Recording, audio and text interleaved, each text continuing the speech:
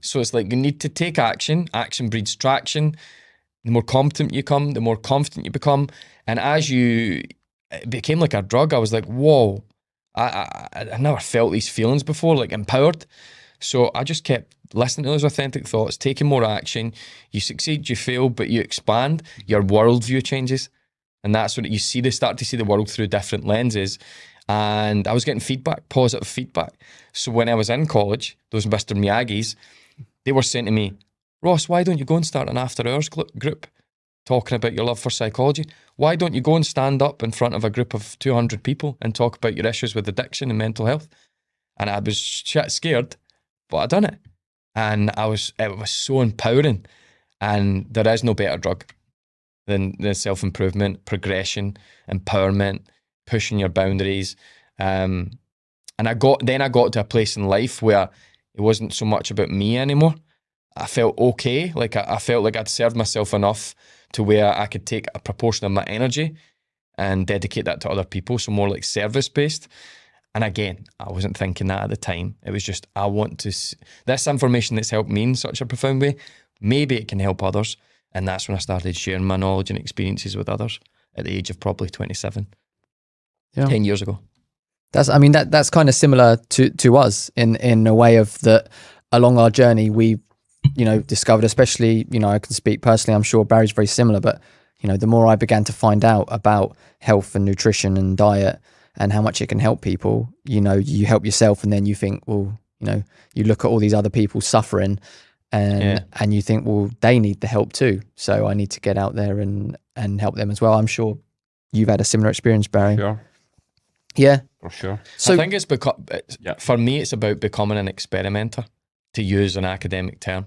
I was so into experimentation at university, and I think we're all born experimenters. We're all born like mini Einsteins, curious, open-minded, non-judgmental, but then society beats that out of you. Yeah, and so I think it's an ancestral thing, isn't it? Reconnecting with that curiosity again, that open-mindedness, that being non-judgmental and exploring it. Forget about what other people think. Just do some experiments, have a hypothesis. You call it that in psychology or the experimental world, have a hypothesis. Just means figure out a goal, something you want to do. Yeah. Go do it, and you'll get some results, analyze the results, good, bad, and then you rinse and repeat and you move forward. And it's kind of like a metaphor for life. Have an experimenter's ethos, if you will. Yeah. Yeah, I agree. I think the education system takes that out of people a lot. Yep. You kind of alluded to it earlier. I think that the education system is not built to teach people life skills. It just teaches them not that much, really. Yeah, well, supposedly, and don't quote me on this, I've read a little bit about this. So our educational system kind of mimics that of the American educational system in a sense, and that, so again, I could be wrong, so maybe you guys can school me on this. This isn't an area of expertise, but I had read that John D. Rockefeller was heavily influenced the American educational system, and that influenced ours. And he's quoted saying the educational system is not there to create thinkers, it's there to create workers. Yeah, that's right. Yeah, I've definitely seen that quote. He either said that, or I don't want a nation of thinkers, I want a nation of workers or something. Yeah. Yeah, and I believe the school system actually goes all the way back to, they introduced it back in the days of having slaves, just to keep the kids of the slaves occupied.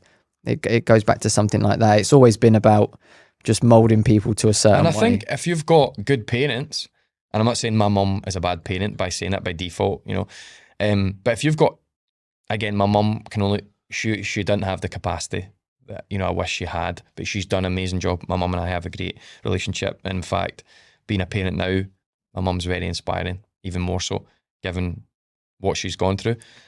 However, if you have parents that are, hopefully my little girl, Birdie, because of the insights that I have and that her mum has, I don't know how I feel about school right now because she's only 2. But even as she goes to primary school, I don't know about high school, but primary school for the social aspects, like for school wasn't that beneficial for me beyond social. It really wasn't. It was actually quite damaging. Yeah. But I was popular and I loved school, and and it presented different challenges. But in terms of like educating me for life, no, didn't really do much at all. apart from the social side of life. So it was useful in that sense. But I think you could navigate school in a prosperous way if you had the right guidance from parents or mentors or parents and guardians. But it's interesting to see there's a big push now, and again, I don't know the ins and outs of this, but